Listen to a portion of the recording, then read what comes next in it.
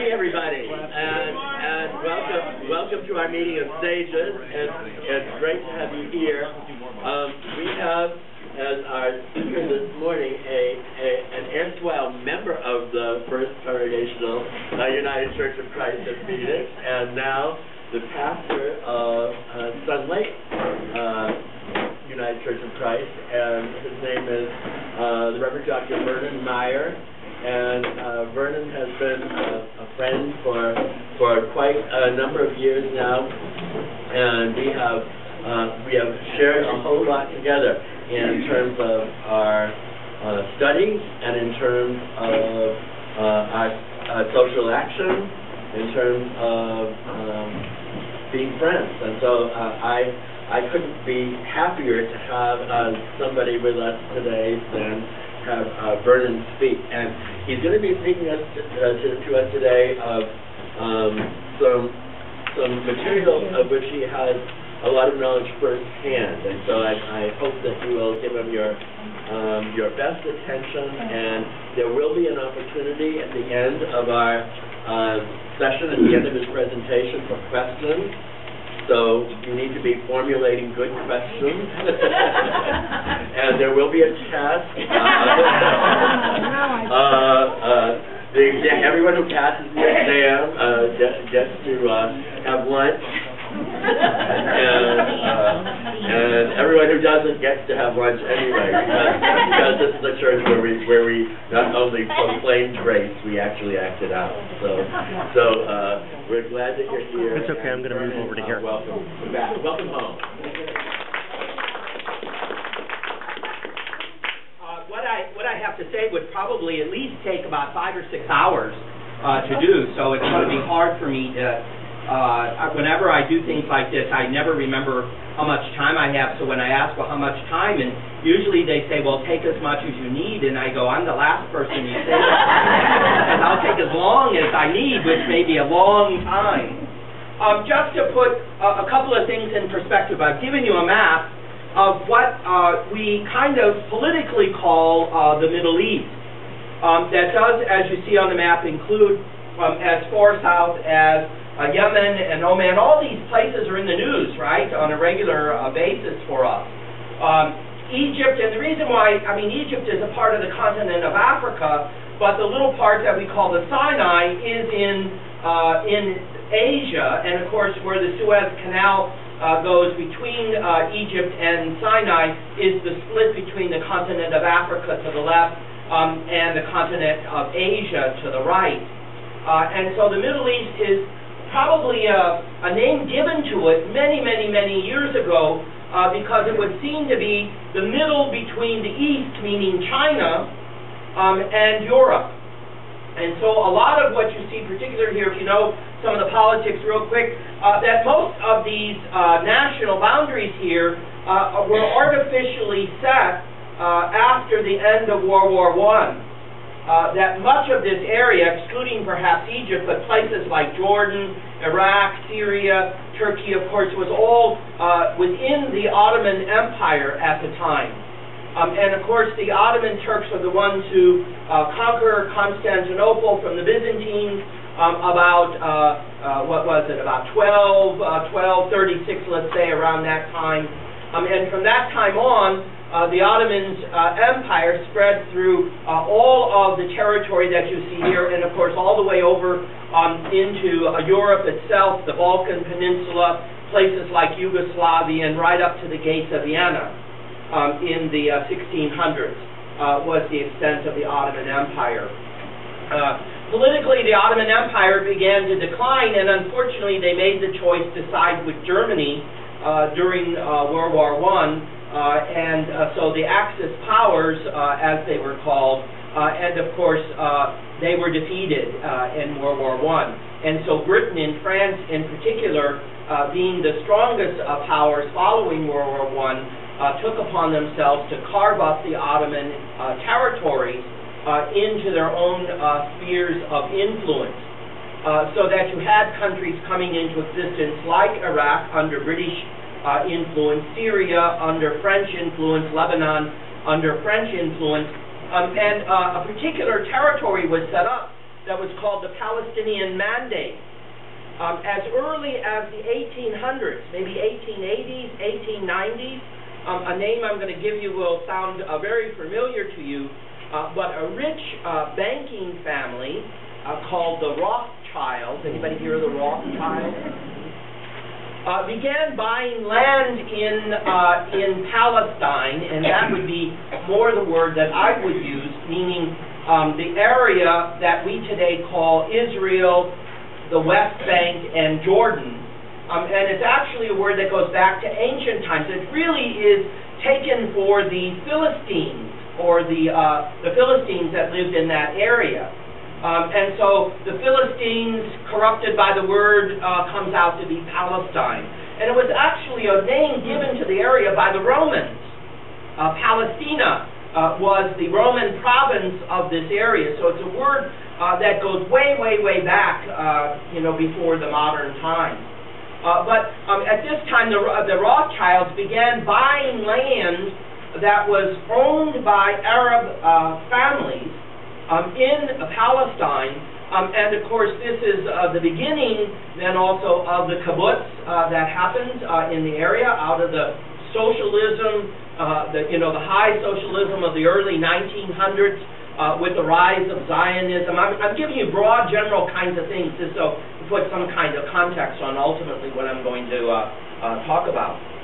So that by the time of the end of World War I, that this mandate was set up, and of course inside the boundaries of the mandate, which would more or less be the present, close to the present boundaries of the state of Israel, that inside those boundaries lived Muslims, Christians, and Jews.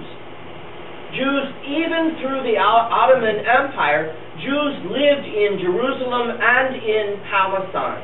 It wasn't as if under the Ottomans there were no Jews living in the area at all. They continued to live in the area. Why? Because they were people of that area. They were a part of the ancient culture and ancient peoples that lived in that area. And so with this mandate, as more Jews began to come to Israel, kind of with the idea of finding a homeland, now this is about 1917, let's say, so right at the end of World War I. In the 1920s, there were various immigrations of Jews to the Middle East and into Palestine, so that by the time we come to the ending of the Palestine Mandate, given by the League of Nations, established by the League of Nations at the end of World War I, you now had a very mixed population, some centers that were very Jewish, some centers that were Arab. And in that Arab population, of course, were Muslims and Christians. So that Arabs living in the Middle East, we often think, and I think unfortunately our media just kind of paints all Arabs as being Muslim, which is really wrong, that many Arabs are Christian, right? So that living in Palestine during that time were Arabs of both Christian, and all you have to do is separate out the Christians, which are Christians of all kinds, right? From Catholic, Roman Catholic, to Russian Orthodox, to, any of the Orthodox communities, 20 or 30 of different, Armenians is a large section. The old city of Jerusalem was divided between Armenians, Christians, which included everybody from Lutherans to Roman Catholics to Greek Orthodox to Russian Orthodox, and there was a Muslim section of the old city of Jerusalem, and then a Jewish section of the old city of Jerusalem. Through 1917 up to the ending of the mandate in 1948. And the mandate came to an end with this prescription that wherever there was a majority of Jewish population would be the new Jewish state, wherever there was a majority of Arab population, be it Christian or Muslim, would be the new Arab state. All right? The problem was that those areas of large Jewish population up in Galilee, Haifa, Tel Aviv area, Jerusalem, were not well connected. Geographically, were not well connected.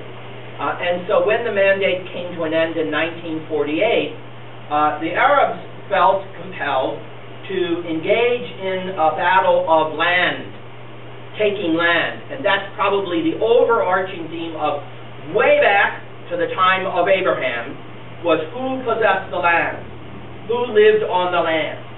And I always say, and I'll just say this, as I've gotten older, I realize that when there's things that are thinking in my brain, that if I don't say them when I'm thinking of them, they move to the back of the brain. Not that any of you appreciate that.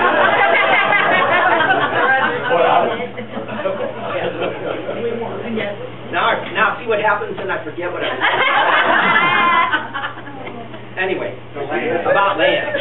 What was I going to say about land? I say it's poor Moses who got the only piece of the Middle East that doesn't have any oil on it. That's what I'm saying. Which is almost true. But anyway, so in 1948, when the mandate came to an end, the Arabs then, because they believed that they had possessed the land longer. Now remember, many of the Jews that lived there had lived there through the Ottoman Empire, but many of the Jews that moved in since the 1890s were not original landowners. They bought the land from Arabs that lived in the area and began to farm it. In fact, they brought all of the Eastern European methods of farming and turned Israel into a lush breadbasket for the Middle East. The Jews who lived there realized that they also needed to grab land in order to connect these various places, and so they responded to the attacks of the Arabs by also grabbing land, to the point where in 1948, when a ceasefire was called between the Arabs and the, I wouldn't even call them yet the Israelis, but between the Jews and the Arabs, that line of demarcation was set, and you often hear this in the news today, the pre-1967 boundaries of Israel, which means the boundaries that were established at the end of the Palestinian Mandate in, I think, 1947 actually was when the mandate came to an end. So that now, living within the territorial boundaries of Israel were now Jews that had moved from Eastern Europe, Jews who had moved from North Africa, Jews who had lived in Saudi Arabia and Yemen, Jews that had lived in Persia, in Iran, Jews from all over the Middle East, all over North Africa, all over Eastern Europe, now were residents of the new state in 1948 of the State of Israel. But also, living in the State of Israel were now Arabs, Muslim, Christian of various denominations and various branches, so that the State of Israel was established to include not only Jews, but also Muslims, Christians, of any variety of numbers of people. Anyway, that's just a brief. What I want to do is just to kind of situate politically up to 1967 at least what the territories of Israel looked like. But I want to give this, and this is just so that when your Jehovah's Witness friends come to the door, you know what to talk about, that you have something to talk about.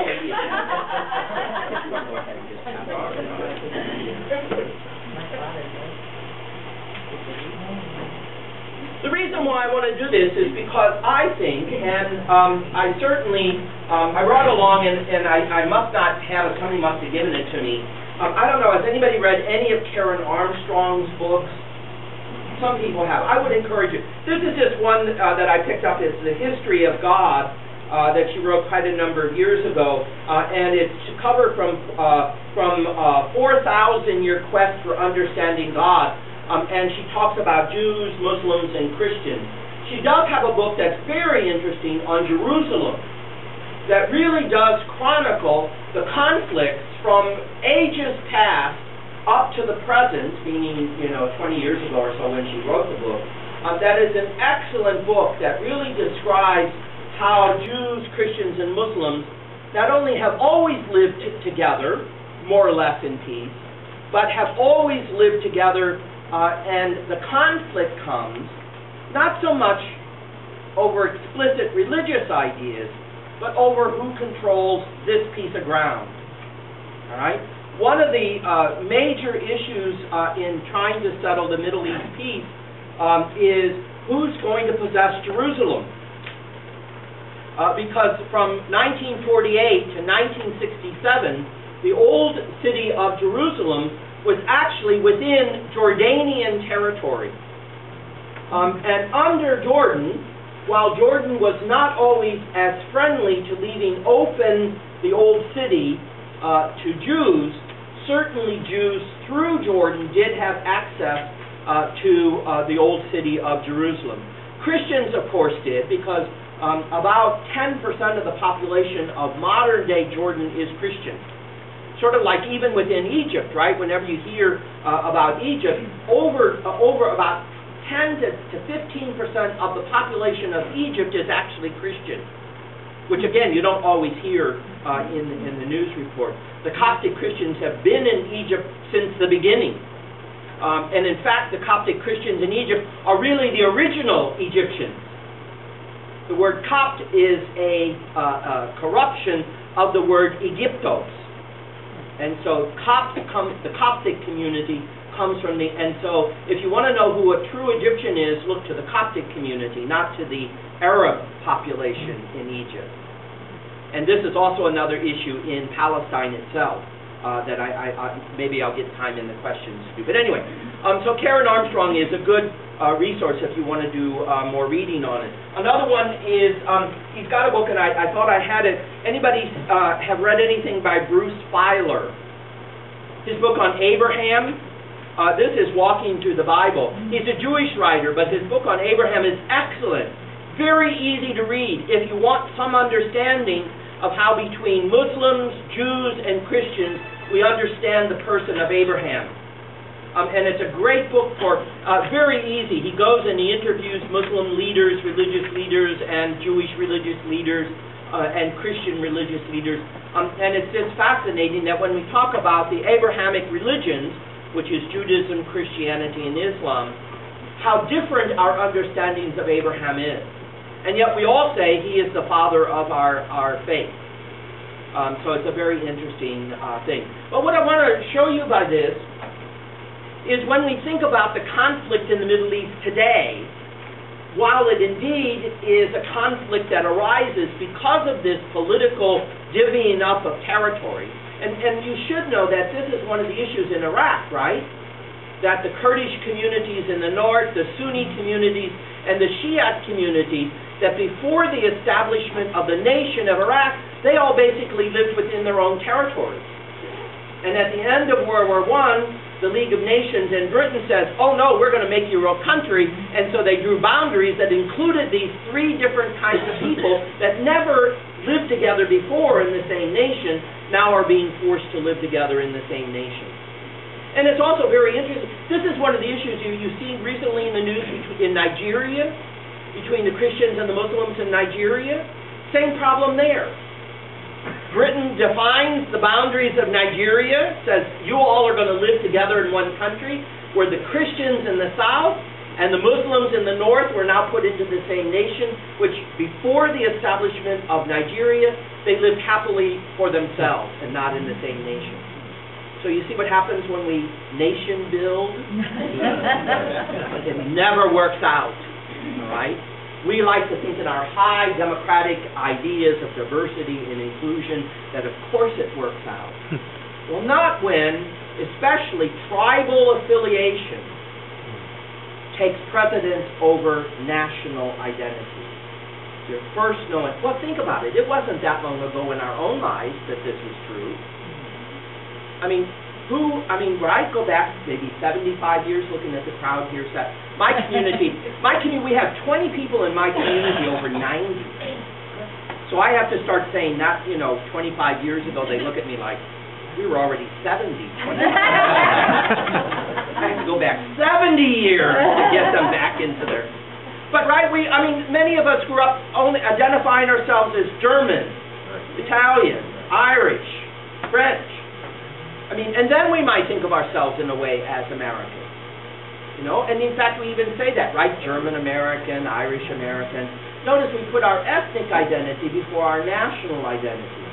So even more so in the Middle East, where people put their ethnic or tribal affiliation before any of their national affiliation. Yes? Versus federalism. Oh, exactly. That's exactly right.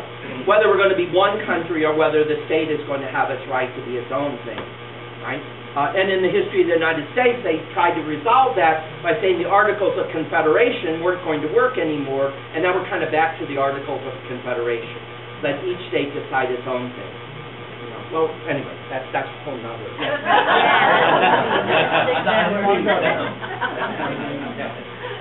But what I want to show you by this handout is I think that the roots of conflict today really are rooted in this history that is very conflictual already. And usually when I spend more time working in the Bible class and talking about this, people kind of go, oh, well, then it shouldn't surprise us that they're still in conflict there. So that, I mean, I don't know how far back you want to go.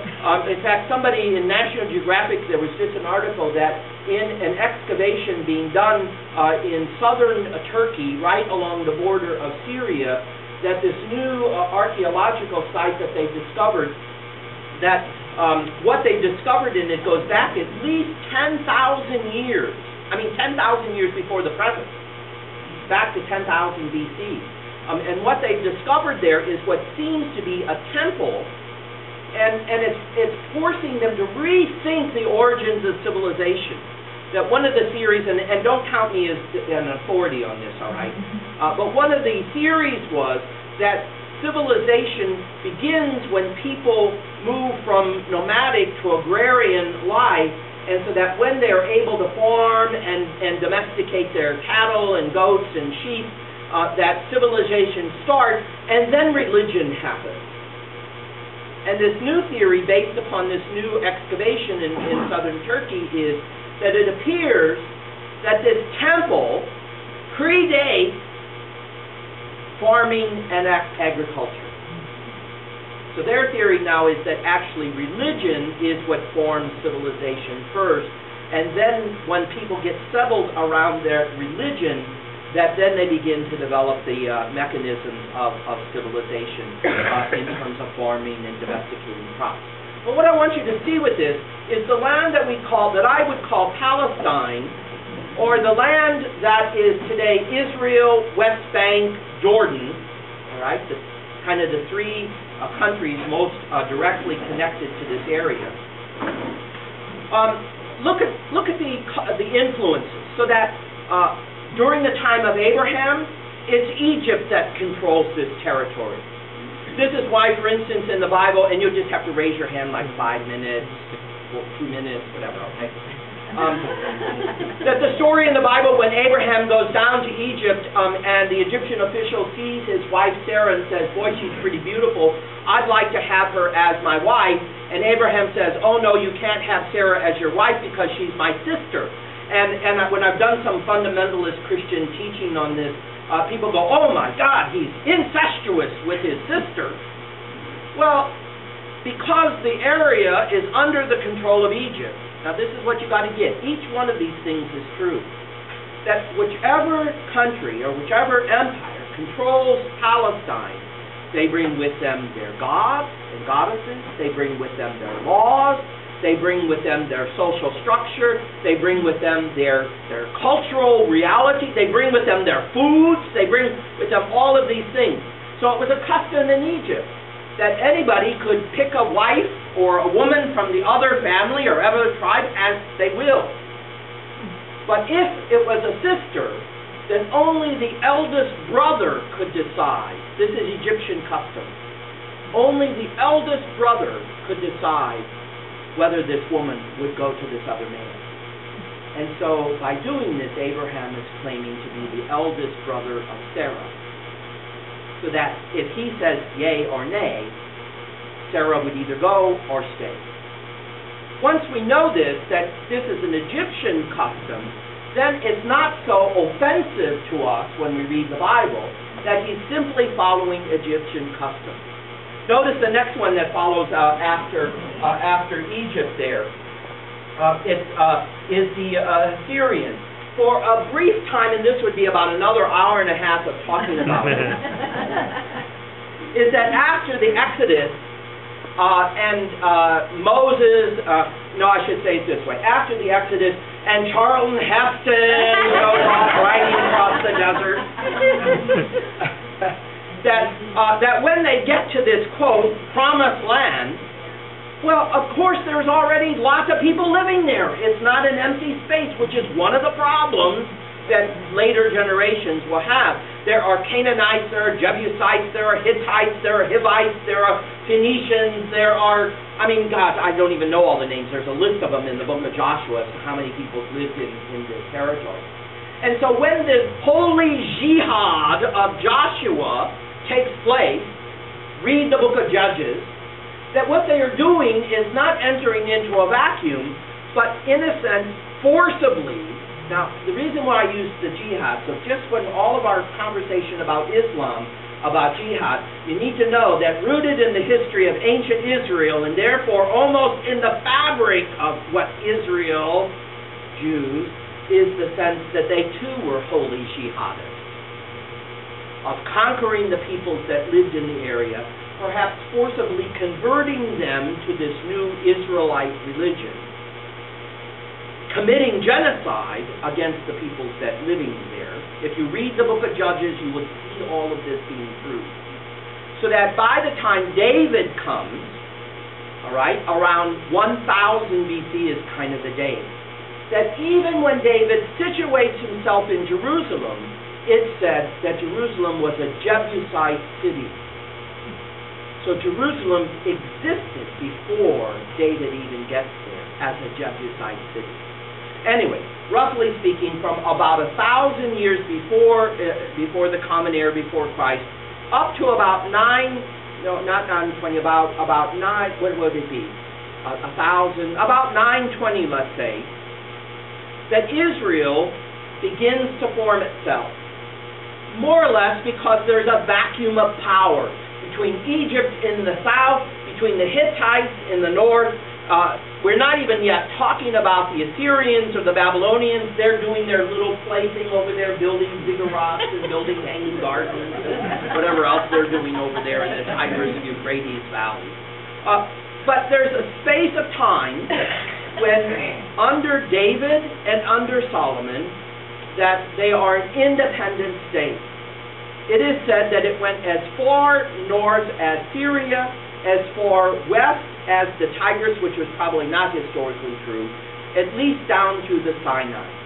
A brief time, notice what I gave you, not more than 80 years, because with the death of Solomon, 10 of the tribes in the north go their way to create the state of Israel. 2 of the tribes go south, creating the state of Judah. This remains in effect up to 721. In 721, the northern kingdom of Israel is destroyed by the Assyrians that you see on here. This is during the time of King Hezekiah in Jerusalem, the prophet Isaiah. This is the time 721, around that time period.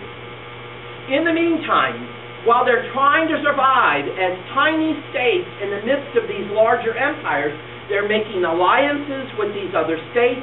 They're it's like, I may not get the euphemism right, it's like getting in bed with your enemy is what they have to do. And this is, as you read through the prophets and as you read through the book of Kings, is one of the problems that the Israelites face, is that in getting in bed with their enemies, in order to fight off the Egyptians or the Assyrians or the Hittites, that they adopt the gods and goddesses of these other countries, so that by the time 721, the northern kingdom comes to an end. By the time the southern kingdom, on number 3 there that you see the Babylonians, the southern kingdom, Jerusalem, is destroyed by the Babylonians in 586. And that basically ends the independence of the Israelites. They move into exile under the Babylonians. When finally Cyrus the Great in Persia, which is the next one, conquers the Babylonian Empire, Cyrus the Great is claimed to be, guess what? The Messiah of God. So it's not a new term. The book of Kings tells us, the book of Chronicles tells us that. So Cyrus the Great releases all of the peoples that the Babylonians had taken into exile, among which are the Israelites. Funny that some of the Israelites decide not to go back. And in fact, this is the origin of the Jewish population in places like Baghdad, in Iran, that Jews continued to thrive well into the 14th and 15th century in modern-day Iraq and in Iran. They continued to thrive. But anyway, the Israelites go back, but from that time on, they are a client kingdom, meaning they are still always subservient to one, the Persians. Then along comes Alexander the Great, which is the next one on your list. Now what you have to get is every time one of these empires occupies Palestine, again, they bring their gods. By the way, they bring their language, they bring their foods, they bring their culture, they bring their laws, everything. It keeps being imposed upon the people of the land. So that if you are an Israelite living in Jerusalem, let's say under the Greeks, then you had better not only speak Greek, you better look Greek. Because if you want to survive and want to succeed, you better look like the majority of the population. This is why, if anybody ever read Michener's book, The Source? Interesting book. It's actually taken off the excavations in Megiddo in Israel, is what he took it off of.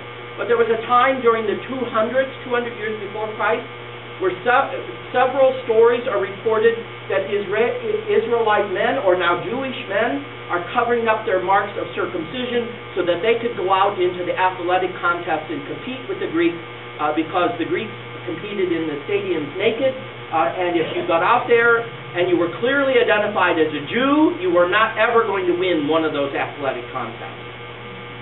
This is why we get, even in the book of Maccabees, you will find names like Alexander Jannaeus, that already Jews are taking on Greek names.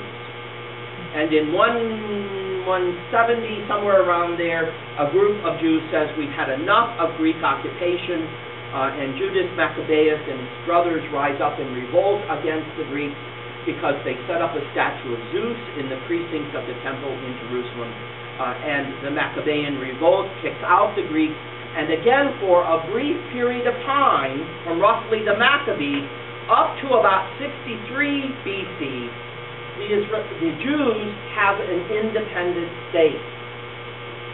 Probably not very strong, because again, being a small state, that they need these other nations and countries to survive. So they're selling themselves again to the surrounding nations. Again, I'm trying to set the scene for you so that when we come to the conflict today, you see when they say we've always, somebody here must say this, we've always done it this way.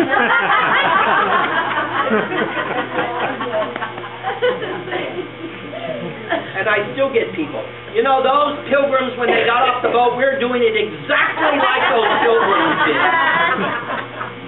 Now, what percentage of truth is there in that? 0. So that in 63 AD, the territory ruled by the by the Hasmoneans, I can't even believe I remember all this. I don't know. That the Hasmoneans are fighting against their neighbors who have been mortal enemies since God knows when, the Edomites and the Hittites and I don't know who else, that the Hasmoneans enlist none other than the Romans, who are the last ones on here, to help them fight against their enemies in Edom and Moab and so forth. And so Pompey the general marches on to from Tel Aviv, or from the area of Tel Aviv, to Jerusalem, and sets himself up as the ruler of the Jews. And the Hasmoneans know what size the bed or the butter is buttered on it. And the Hasmoneans, who the last of the Hasmoneans, of course, is Herod the Great. And Herod the Great is put on the throne of Judah by the Romans, and he then proceeds to sell himself to the Romans Herod the Great is not, quote, a Jew by birth. He's a convert out of Edom.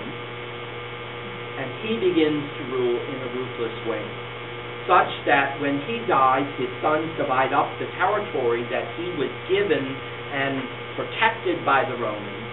And his sons are not very good themselves. One son rules all the way up to about 65, 70.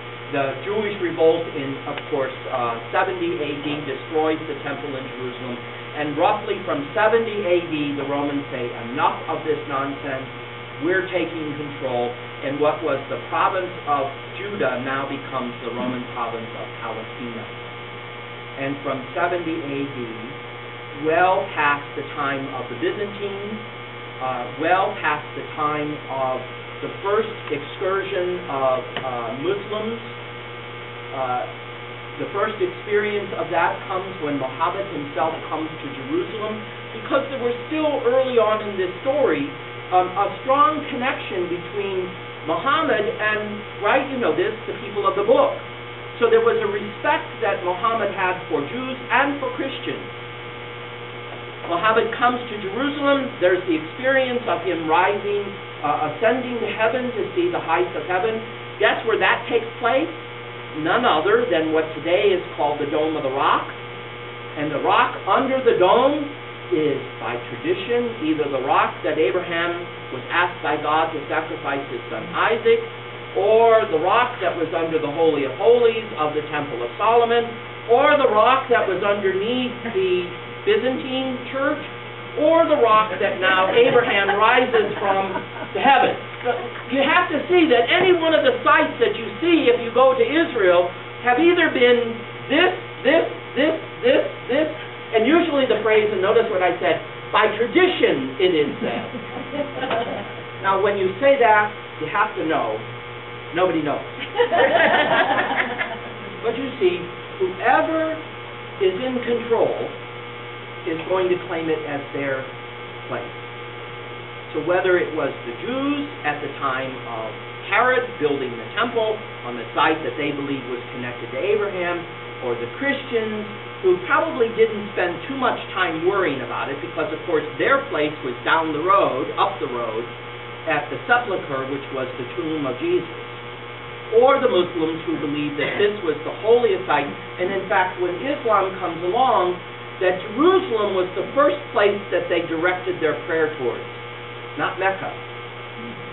So that once Mecca gets taken by Muhammad, that now Jerusalem loses its place of honor and becomes now the third holiest site in Islam.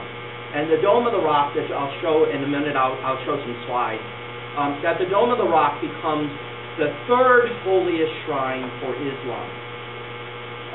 So that within a space of a half a mile, and I think that's about right if you've walked it, that a half a mile is the holiest spot for Jews. Today we call it the Western Wall, or many of you might have heard the phrase, the Wailing Wall. And the reason why it was given the term Wailing is because from 1917 up to 1967, that it was occupied by Jordan, and therefore really under Islamic control, if you will, and so Jews would wail at the loss of their holy place, the temple.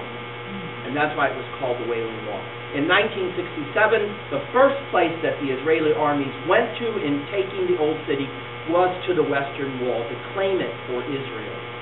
And so they changed the name of it from Wailing Wall to the Western Wall, which indeed it is the Western Wall, the temple platform, and you'll see pictures. Anyway, let me stop. I want to show you the slides so before we forget about that, all right? This is a picture now I sound like a tour guide, and y'all go, oh God, do we have to watch home movies? This is a picture of the current city of Jerusalem from what Christians call the Mount of Olives. So that looking towards the old city, you see the wall there is actually an Islamic wall, but it's built upon perhaps the remnants of the walls that Herod the Great had built. What you see also kind of to the left there I need a little pointer. It's going to be fun. This structure right here, is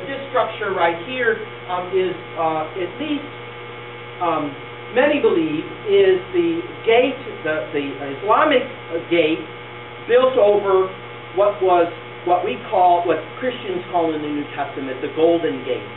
And indeed, archaeologists, as they are able, have gone down under the Islamic walls and have found the Roman structures or the Herodian structures underneath it. What you see in the picture is the Dome of the Rock here. About 200 yards to the other side of it here is the Western Wall, and then what you see off in the distance here is the Silver Dome of the Holy Sepulchre. So you can see the relationship between these three holy places, and just a little bit better. The tower, the church tower that you see to the right of the Golden Dome is actually the tower of the church, the Lutheran Church of the Redeemer, which, because the Holy Sepulchre. But did you all see that fight that the Armenians and the Orthodox had in the Church of the Nativity close to? I mean, so that if you think there's conflict between Jews and Muslims, oh my God, you don't even want to talk about the conflict between the Christians. Our group once in the cave of the Nativity, we're standing there and we're being so pious in our prayer, and the bell rang in the church. We all kind of like, oh, okay. And it was time to clean the steps. And the Orthodox monk and the Franciscan friar said, off the steps, hollered at us. We're in the cave of the Nativity, being pious and singing Christmas songs. And it was time to clean the steps. And so the first two steps are the Franciscans, the next three are the Orthodox, the last one is the... I went, oh my God, this is bizarre. We can't even manage Christian unity. Why would we think that Jews and Muslims would get along? This is the steps that's on the southern wall, and where we are, actually the two people sitting there, the steps that they're sitting on are original steps that go back to the 1st century.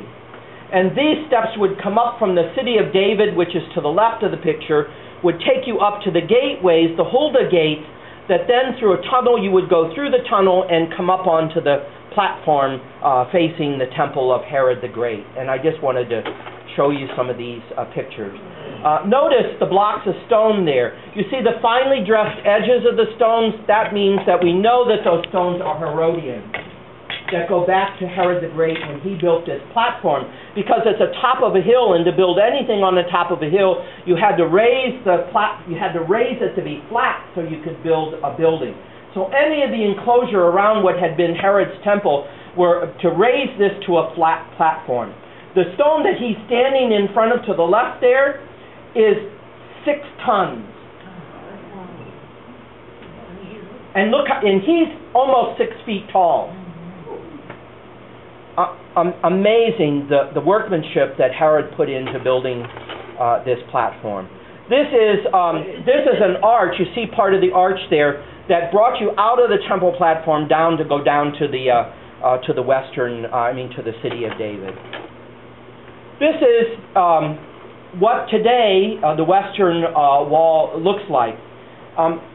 Not only is there a conflict between Muslims and Muslims and Jews, and within Christianity a conflict between all of those denominations, but you also have the conflict in Islam between Sunni and Shiite, but you have the conflict within Judaism between, in America, the Reformed Jewish community, that is the majority of Jews in America, the conservative Jews in America, these are kind of American creations for Jews, who barely can talk to the Orthodox Jews, because the Reformed Jews are just beginning to kind of recover the kosher laws and all the kind of traditional laws of Judaism. But if you are in Israel, the only accepted Jew by faith are Orthodox Jews. That Reformed rabbis cannot perform marriages in Israel, so that within Judaism you have these divisions between Reform, conservative, Orthodox. Within the Orthodox community, you have the Hasidic Jews, who don't want to have, the Hasidic Jews have yet to recognize the establishment of the State of Israel from 1948 because they believe only the Messiah can establish the State of Israel. And since the Messiah has yet come, but boy, they sure go get their welfare checks very quickly. Honest to God truth. That's honest to God truth. What you see is that it's an Orthodox synagogue, much to the dismay of liberated feminist Jewish women, because you see looking at this picture, you see the bottom of the picture, women standing along the fence. That's the women's side, and on the other side is the men's side. Actually, the wall is to the left of this picture. The great day to be there, I don't know if you ever got there on that, the great day to be there is Wednesdays usually when bar mitzvahs happen. And it's always a great experience. And that's what you see here, is a bar mitzvah happening. Remember, even I've not only given you the divisions within Judaism, but remember, in Israel are Jews from North Africa, from Asia, from Eastern Europe, from the United States, so that even Jews, you cannot say in Israel, Jews of one particular ethnic background, because they come from many different ethnic backgrounds. And I always would say to people, for instance, if you want to know what Jesus looked like, don't look to the Jews. Because most of the Jews in Israel are Eastern European. If you want to know what Jesus looked like, you look to the Palestinians, because the Palestinians are native to that area. Most of the Jews in Israel are from other places. Maybe since 1948, of course, any Jew being born in Israel would be a sabra. They call it sabra. Sabra is that great drink that they have, which is also, it's like it's a pear drink. Not a pear, it's a cactus drink. Because the cactus in Israel are sabra. And so, anyway, that's a whole other story to talk about. The wall is in front of the picture there that you see this very Orthodox Eastern European Jew coming towards us here. The bottom of the wall, and I don't know if I got a picture of it. No. Well, this is good enough. The bottom two layers of stone of the wall are actual stones from Herod's platform. Anything above the smaller stones that you get are of later additions, and of course the top is what, from the time of the Crusaders or the time after the 14th century, 15th century when Saladin came and took the city from the Crusaders. And I didn't even talk about that history. This is inside the Orthodox synagogue. Only men can go into this section. It is an incredible experience, to be honest with you. And the custom for Jews is that since this is a remnant of the temple of Herod, not the temple of Solomon, but the temple of Herod, that prayers said at the wall instantaneously go to God. So this is why it's a holy place. In fact, as I said, that whole plaza in front of the wall is a synagogue. And so prayers are instantaneous, and the tradition is to take a little piece of paper, put your prayer on, and I just always, as a Christian, I was always trying to be very reverent when I went to the wall to offer my prayer, but I wanted to dig into the crevices and just pull out one of those prayers just to see what people were praying with. Very irreverently trying to do that. Anyway, so as I said earlier, that long before 1948, Jews lived in the area, and this is a hillside on the side of the Mount of Olives. So the Mount of Olives and the ascension for Christians up this way. This goes down to the Kidron Valley and up the Kidron Valley, and what you see here, the Dome of the Rock, is over on this side. This is the Al-Aqsa Mosque. The Dome of the Rock, as I said, you'll see pictures in a moment, was built in the 600s, so it's the earliest Islamic structure. This is the Al-Aqsa Mosque that was built, probably part of it built as early as the 700s. Crusaders built another part of it in the 13th century, and since that time now, it is the mosque. The dome itself, the Golden Dome, is not a mosque. This is the mosque of it. And what you see here actually is the Jewish section of the old city of Jerusalem. But what I wanted to show you here is this was a funeral actually for a rabbi in this. the hillside, if you go to this side and look back, the entire hillside, almost, of the Mount of Olives, except for the Christian section of Gethsemane, is covered by hundreds and thousands of Jewish tombs.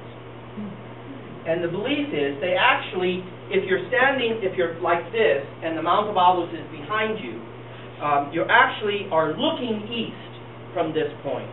The west is behind you. The Jewish belief is they are buried on this side of the hill because the Messiah will rise in the east, and the Jews buried here on this side of the hill will be the first to rise at the resurrection when the Messiah comes. The entire side of this hill along the wall is a Muslim cemetery. Part of the reason is to prevent Jews and Christians from approaching the Golden Gate and from approaching the Old Temple Mount from that area.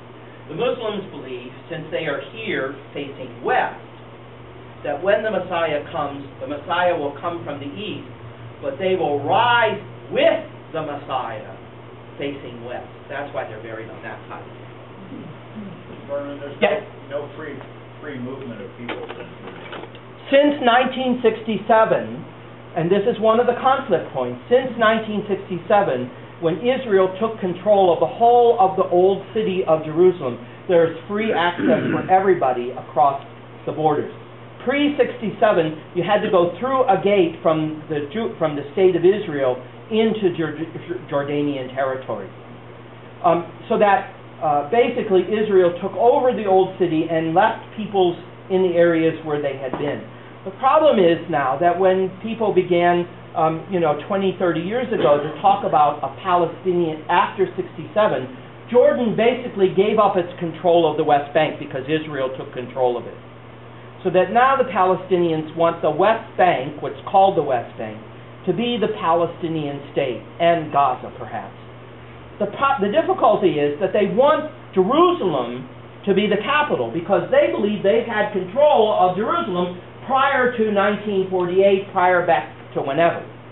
But the slice of Jerusalem that they want is now ending up to be right in the middle of the Jewish state around them, which doesn't quite make sense, but that's a part of the conflict, and we're coming to an end. I want to show you this because much of the conflict today comes from an area here called Mer Sharim.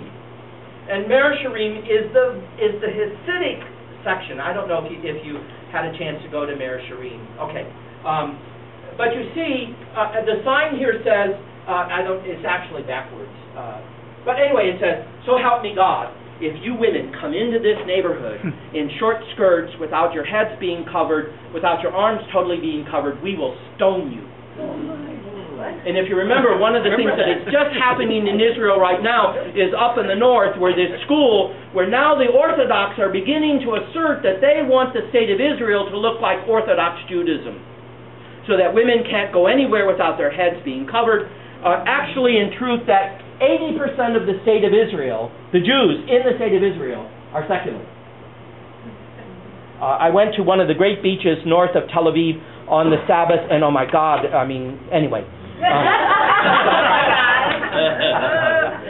This is a little bit of an older picture, because of course right in the middle of this, between the Jewish holy spot of the Western Wall and the Muslim holy site of the Dome of the Rock is of course the Christian Sepulcre. Built over the structure in the center is what's believed to be where the tomb of Jesus was. Constantine came right and cut out the hillside to have the tombs freestanding. Part of what you see here is Constantinian, dating back to the 4th century.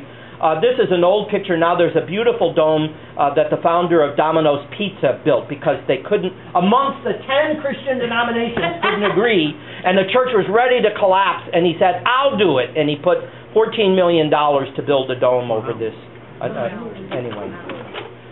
This is the Dome of the Rock, and you can see the beauty of it. In fact, the dome now is, they're constantly regilding the dome to make more of a political statement than anything. And again, it's built, I didn't find quick this morning a picture that would show you what's inside. Today, we used to be able to freely go here and freely go inside the dome. This is the Al-Aqsa Mosque, and you can't do it anymore. They will not allow Westerners to go up here at all because they're just convinced that we Westerners side with Israel anyway and want to claim. There's a spot up here that we went to. This is the inside of the Al-Aqsa Mosque. There's a spot that archaeologists have found some of the stones that may date back to the time of Herod the Great, and we were walking from the Dome of the Rock to leave to start the Way of the Cross, and I found these rocks, and so I pointed them out to everybody, where everybody got down to touch these rocks, and my God, the alarms went off, and guards started running to us because they thought we were Jews trying to pray here to take over the oh my God, it was world incident number 3. I mean, my God. This is the Damascus Gate. Below to the left is the Roman Gate that dates back to the time of Jerusalem, ancient Roman Jerusalem. This is the main gate that Arabs use, Muslims use to enter the city, which is called East Jerusalem. This is the Zion Gate that goes from Mount Zion into the Jewish section, and I show you this because you can see this was the dividing line from 1948 to 1967. And look at the bullet holes still today that they're leaving this kind of as a memorial, with the idea that never again will Jerusalem be divided. And that's a part of the question, that if we're going to have a Palestinian state, then Jerusalem necessarily has to be divided, because the Muslims, or the Arab section of the city of Jerusalem, would be the capital of the new Palestinian state. But it would have to have its own territorial boundary. And this is a great scene of what some of the city of, most of what you see here would be the time of the Crusaders and a little bit later. And again, the center of the city shows you that right now, when you walk this way, you bump up against Greek Orthodox monks and nuns, Muslims in long things, and women in abayas, Christians, atheists who don't care about anybody except the wonderful baklava that you can pick up in the shop right there. But anyway. And you see everybody. And one day while we were there, we just had unbelievably stumbled upon this, that a person in the center you see is Mikhail Gorbachev. Wow. That he happened to have, as what began to happen in Russia as the Soviet Union began to collapse, he actually came to the Holy Sepulchre to pray. Wow. And this is another, Riesa and Mikhail Gorbachev. Question. I have a question. Yeah. You mentioned that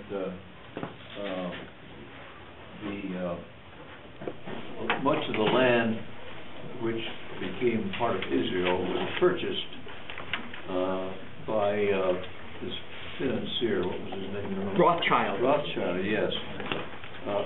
It's also my understanding that during the 20s, 30s, and early 40s, there were several groups, Haganah, Irgun Svai, and Stern, who were steadily marching Palestinians off their land, mainly adjacent to the coast of the Mediterranean coast, actually forcing them off their land, right, and acquiring them. And it's my understanding, according to historical accounts, that much of the land was not purchased, but simply taken over by groups of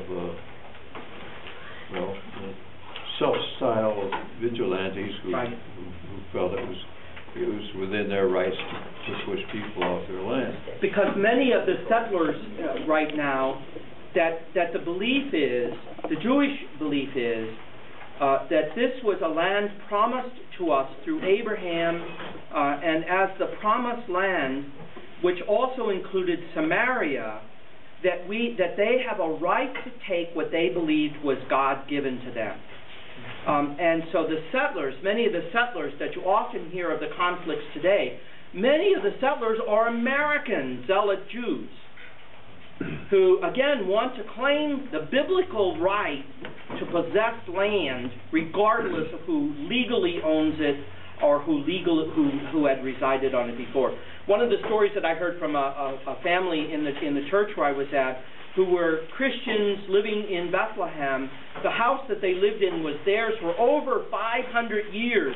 after 1967, the Israeli army came into the house and looked at the house and said, "This is too big of a house for you. You will have to move into one half of the house, and the other half is going to be a Jewish family living there." Today, if you go, that the current wall that's being built, it's unbelievable, the emotion when I see this wall, that the Israelis decided from the north to the south to build a wall to clearly define their boundary between themselves and the Palestinians. The wall is almost 60 feet high, 8 feet thick. It's worse than the Berlin Wall was ever. A Christian pastor in Bethlehem, a Palestinian Lutheran Christian, unbelievable that there's such a creation as that. His father got sick, and the hospital in Bethlehem was not adequate for what his father needed to be cared, so they put him in an ambulance to take him to Jerusalem, and they got to the checkpoint in the wall that I've been through, you probably were through, and the Israelis would not let the ambulance in, and his father died in the ambulance. Oh my goodness. We sat at a place outside of Bethlehem, and we're sitting there, and the guy just kind of offhandedly, and we're just kind of soaking it all in, and he says, "You see that house up there? That's a Jewish house, and they were firing on, see that house over there, the Christian house over there." And we kind of sat there and we went, "Oh my God, if we were here 2 months before, we would have been in the middle of the crossfire between this." The wall is abominable. For hundreds of years, the Palm Sunday procession would go from Bethany on the western side of the Mount of Olives to the Holy Sepulchre, and last year was the last year that they could do that, because now the wall cuts across the road, and you cannot get from one side to the other side. I went to a shop in Bethlehem, and people from Ramallah came to visit. Ramallah, from that point, from Bethlehem to Ramallah, is only about 30 miles as the crow flies. It took them 5 hours because they had to go almost all the way down to Jericho, come back up the legal road for Palestinians to travel on to get to Bethlehem. You cannot imagine what that's doing. Our press does not report any of that at all. It's just very sad. The Christian population of Nazareth, up to just 20 years ago, the Christian population of Nazareth, the hometown of Jesus that we talk about, was 70%. It's down to 30%. The Christian population of Bethlehem, pre-1967, was almost 70%. It's down to 20%. Being displaced by Muslims? Or in Islam, or what? What's happening is that the Christians there, Arab Christians, all right, are in between.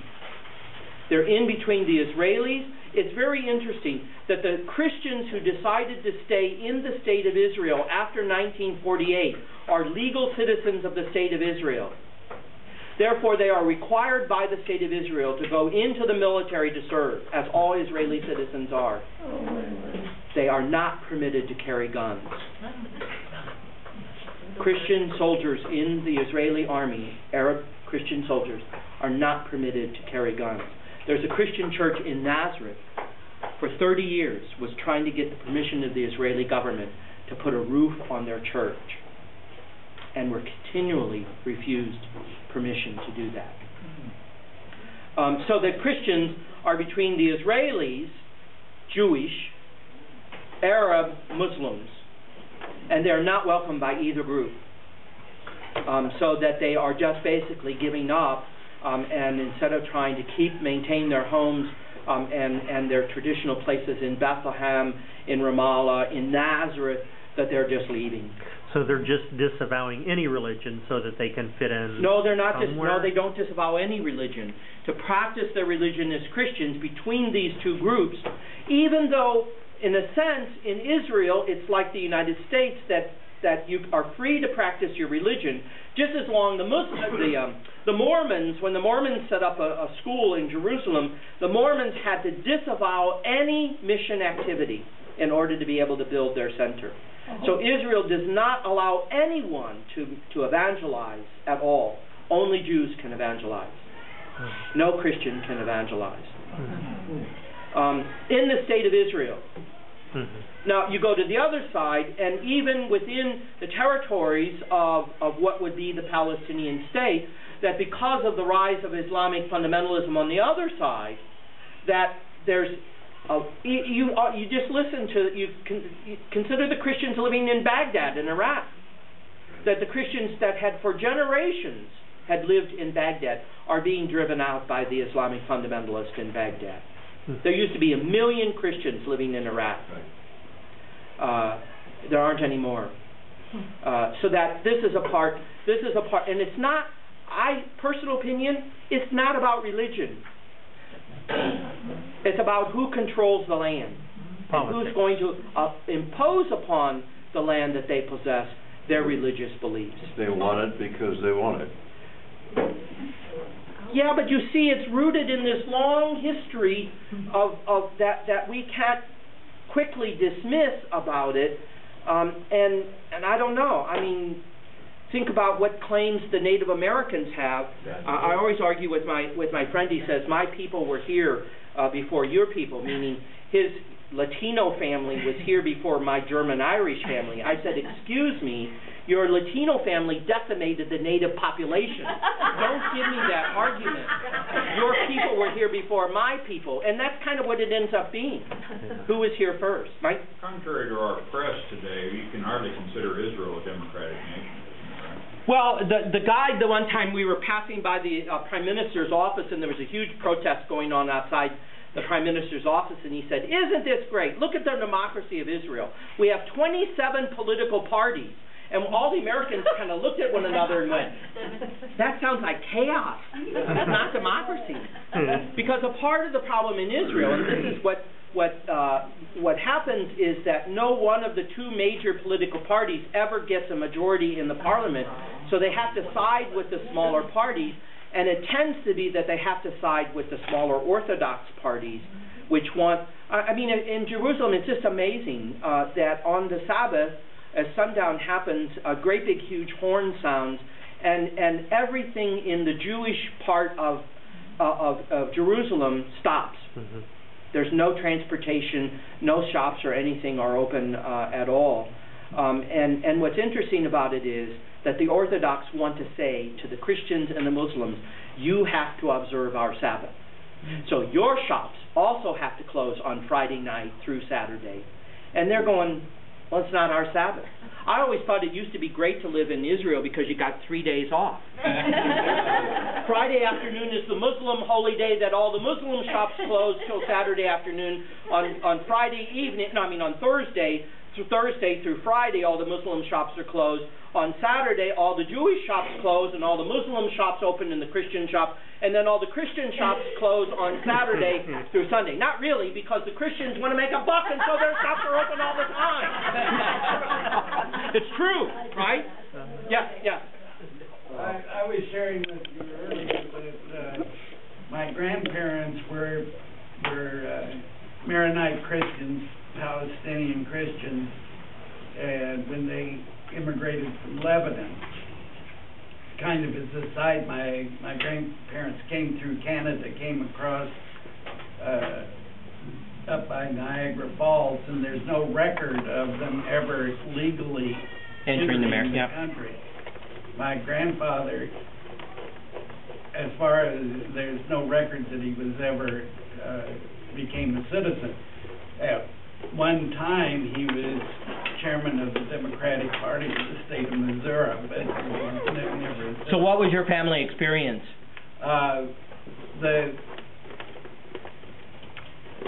My grandfather was a very strong supporter of Harry Truman and was very much in favor of the creation of the Palestinian state. But he was going all over the country protesting that the Palestinian problem at the time was not being solved. And he said part of the reason was that the Arab world,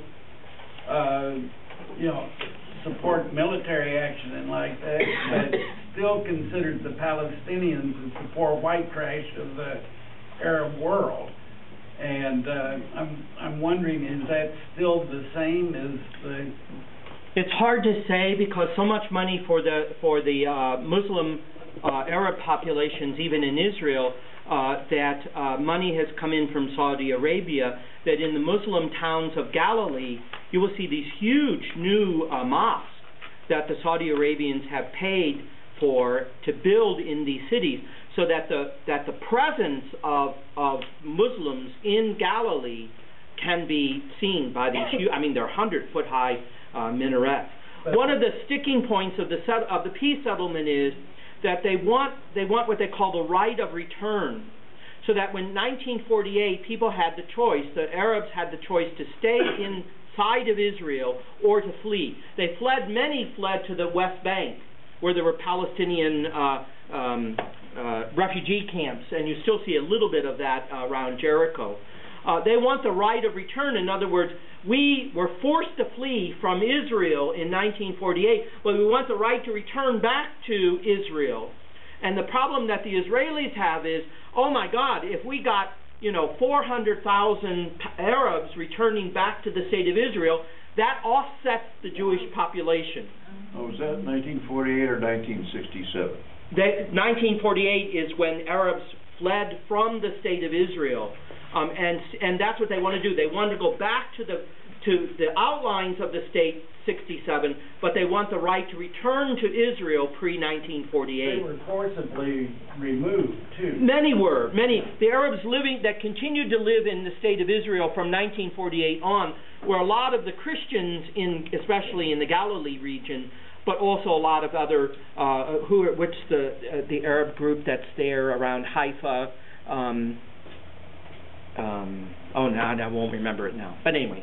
The Baha'i. The Baha'i, but there's also an Arab group there that stayed also in those towns.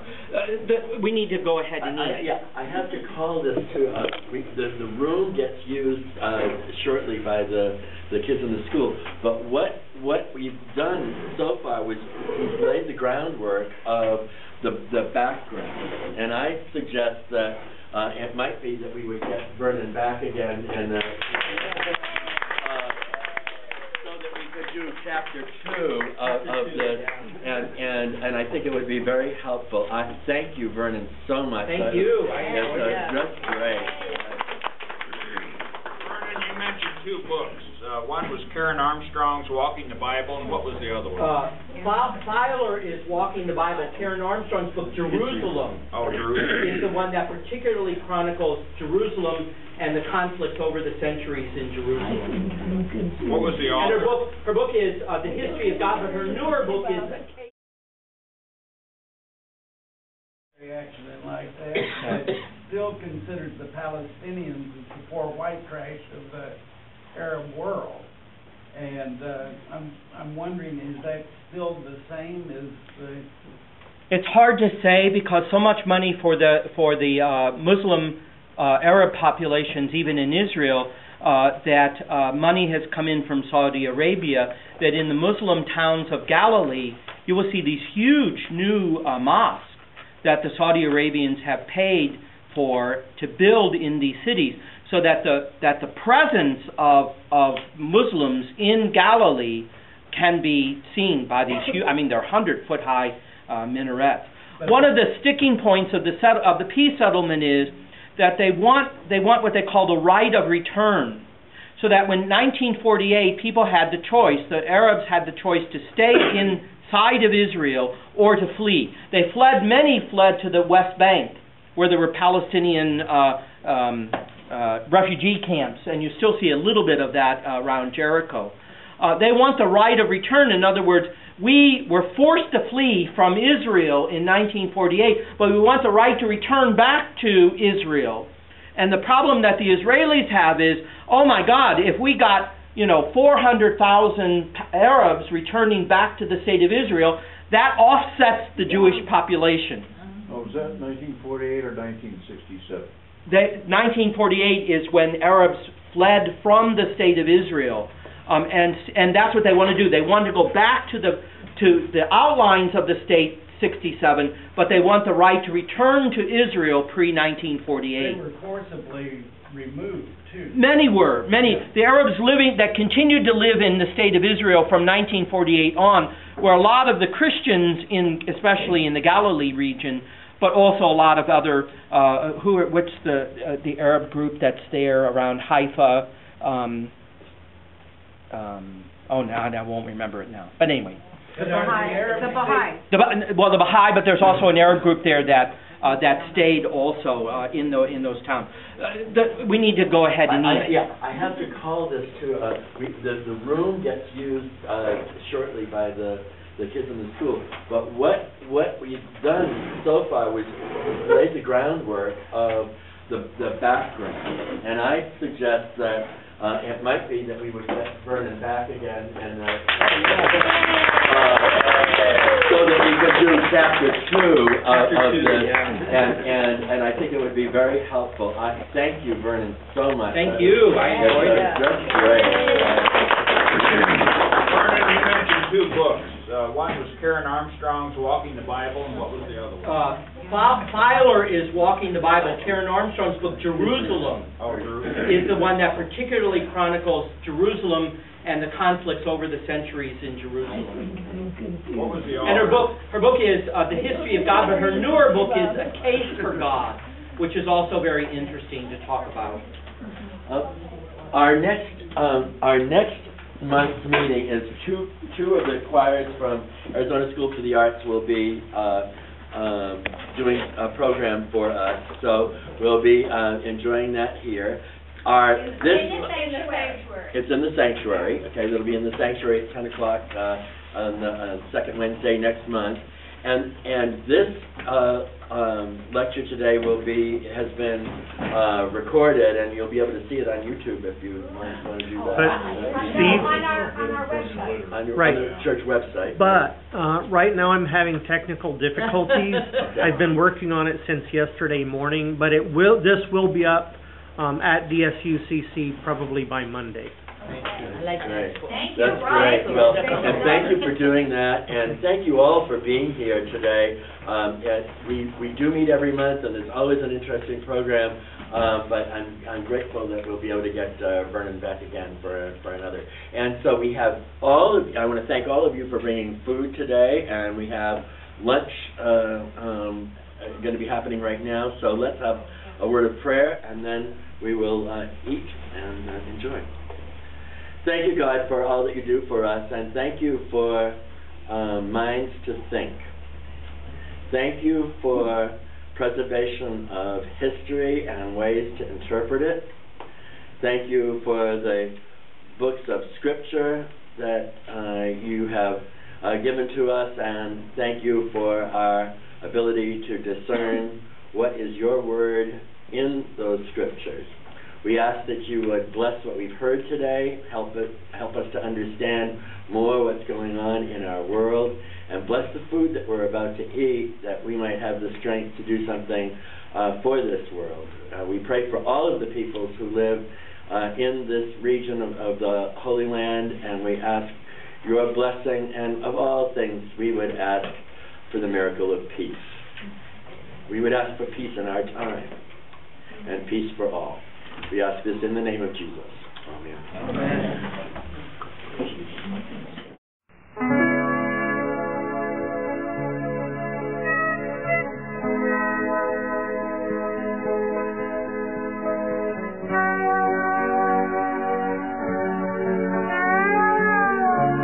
Amen.